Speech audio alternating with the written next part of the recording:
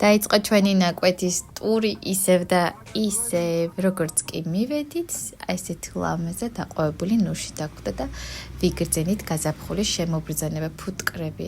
შრომობდნენ და ჩვენ ხო ფუტკრებით საშრომლად მივედით.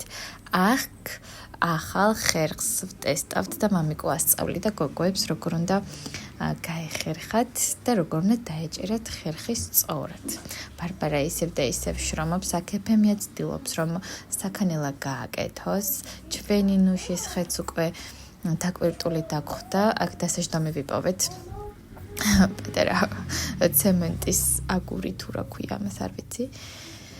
რომ ჩამოჯდეთ ხოლმე ზედ, ეფემიამ როგორც იქნა გააკეთა საქანელა და ქანობს. აი ამ ვიწრო ტოტზე როგორ უძლებს არ ვიცი, მაგრამ ფაქტი სახეზეა და ბარბარიც ეხმარება. მთელი დღე ამ ხეზე გაატარეს გოგოებმა.